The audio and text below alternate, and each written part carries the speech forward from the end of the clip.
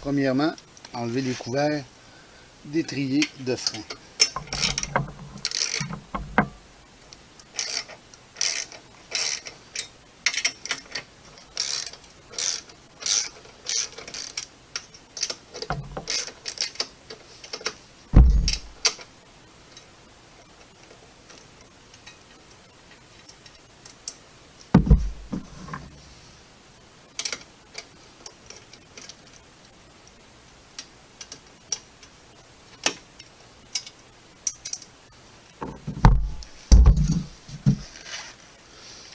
Mm.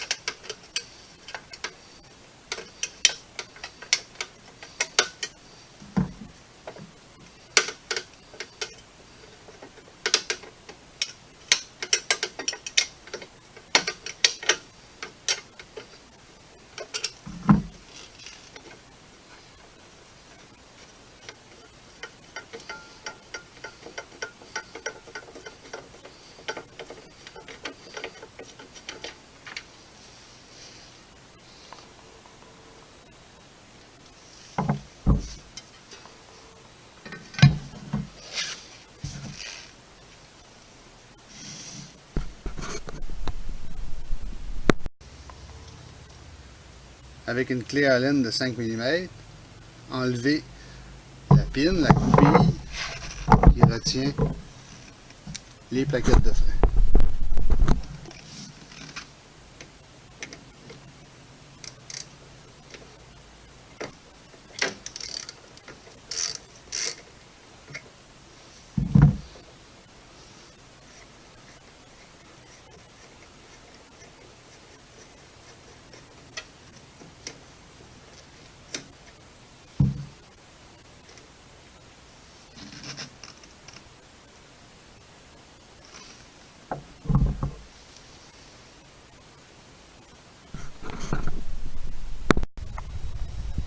Enlever le petit ressort ici, prendre note que le côté le plus large est en haut, le côté le plus mince est en bas.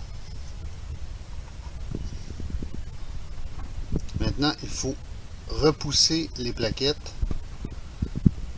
pour faire de la place pour les neuves qui vont être plus épaisses. On devrait être capable de repousser les plaquettes à la main. Les plaquettes, on voit ici l'oreille de la première plaquette, la deuxième ici.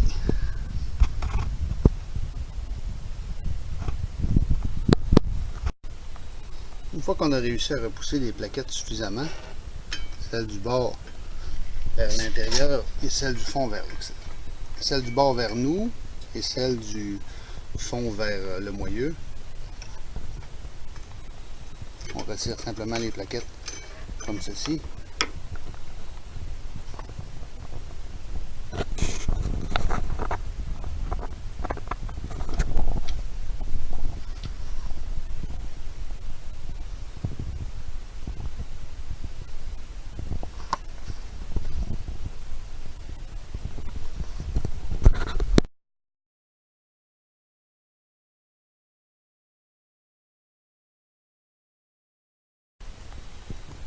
Si vous avez acheté un jeu de plaquettes d'origine du manufacturier, vous allez avoir toutes les pièces neuves, c'est-à-dire les plaquettes, les plaques anti-bruit, qu'on appelle des shims la plupart du temps, une tige neuve avec une petite rondelle en plastique et un ressort.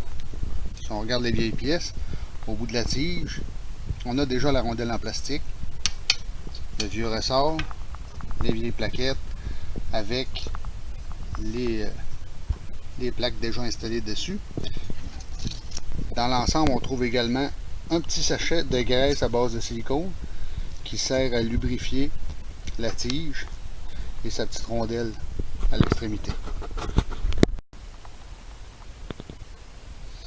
Le petit O-ring est installé sur notre pin qui retient nos galipers, avec un petit peu de la graisse silicone qui est ici appliquée dessus et bien pénétrée alentour.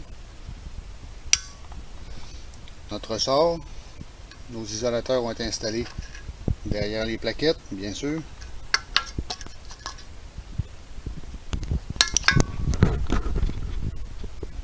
On va s'en aller installer ça en place. On vient s'assurer que nos pistons ne perdent pas d'huile, qu'il n'y a aucune fuite apparente autour des pistons. Les pistons, on les voit ici. Et les cylindrons qui sont là. On vérifie qu'il n'y a pas de fuite autour. Avec un linge, on va essayer de les nettoyer tout le tour des pistons pour enlever le maximum de saleté. Et il est recommandé dans le manuel également de nettoyer avec du nettoyeur à frein commercial la surface de freinage du disque tout autour. Nettoyeur à frein avec un chiffon en coton.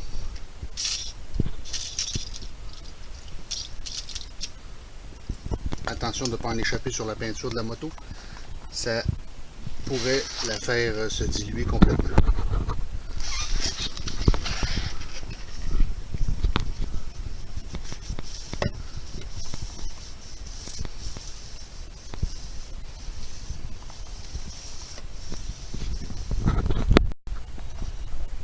Une fois que vous avez réussi à repousser les pistons, ce qui peut être quand même assez difficile, et peut-être même nécessiter d'enlever l'étrier de frein. Pour enlever l'étrier de frein, on n'a seulement qu'à déboulonner ces deux boulons ici. Une fois que vous avez réussi à repousser les étriers de frein, vous installez vos nouvelles plaquettes.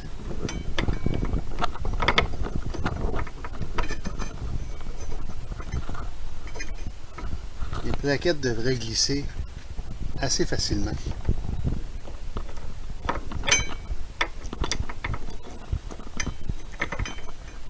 Si c'est difficile, c'est que vous n'avez pas assez repoussé vos pistons. Maintenant, si vous examinez bien, vous êtes capable de voir les deux plaquettes de frein installées avec le disque entre les deux. Maintenant, on va passer la pine avec notre lubrifiant au silicone dessus à travers le trou ici et à travers les deux oreilles des plaquettes. Il pourrait arriver que vous ayez besoin de ressortir ou rentrer les plaquettes.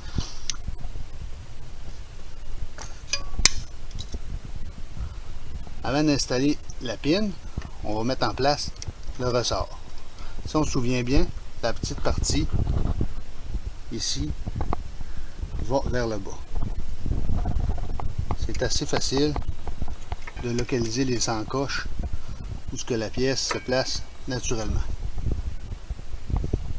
Ensuite, on va insérer la pine. Le plus difficile ici, c'est de faire passer la pine par-dessus, c'est-à-dire à l'intérieur du trou de la première plaquette, par-dessus la partie centrale du ressort et à nouveau à l'intérieur du trou dans la deuxième plaquette pour qu'elle puisse ensuite se loger à sa position finale.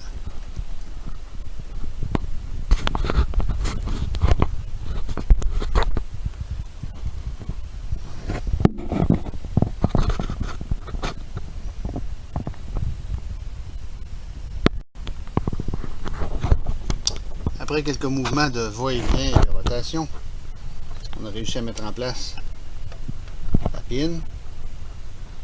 Il ne reste qu'à la visser en place.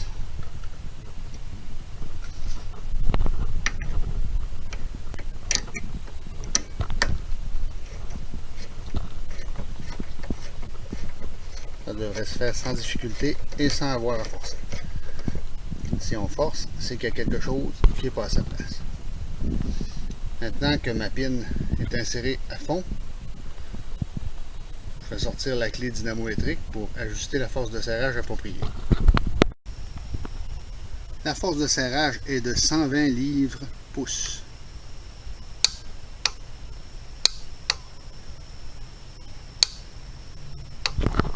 Ne jamais excéder la force de serrage. C'est toujours un serrage excessif qui endommage les filets. Une fois que vous avez tout remis en place, c'est-à-dire bien serré la pine, allez pomper les freins pour que les plaquettes viennent s'asseoir correctement sur le disque. C'est bien important d'aller pomper les freins jusqu'à ce qu'une résistance normale soit sentie sur le levier de frein avant de procéder avec l'autre côté. Parce que si vous repoussez complètement les pistons des deux côtés, il est possible qu'il y ait un excès d'huile qui remonte au réservoir en haut et que ça déborde. Si le réservoir en haut déborde par le trou de ventilation, ça pourrait endommager la peinture. Donc, une fois que vous avez terminé ce côté-ci, vous allez pomper les freins jusqu'à ce qu'il y ait une force normale. Ça peut prendre 8-10 coups de frein. Ensuite, vous pouvez terminer, remettre le couvercle et aller procéder avec l'autre côté.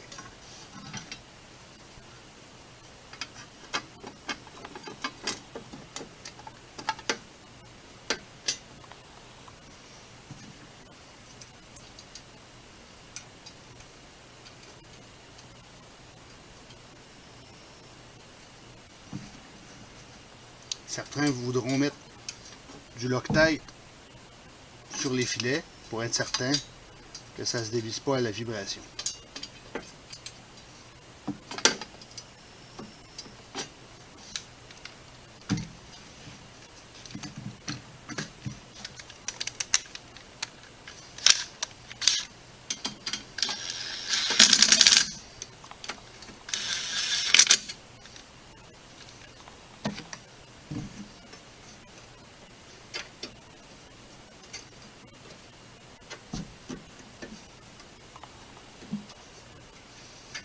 Il faut procéder à l'aveuglette pour installer la vis qui va à l'intérieur de l'aile pour tenir le cache-caliper, le cache-étrier. Une fois qu'on a localisé le trou avec la main, c'est relativement facile à installer.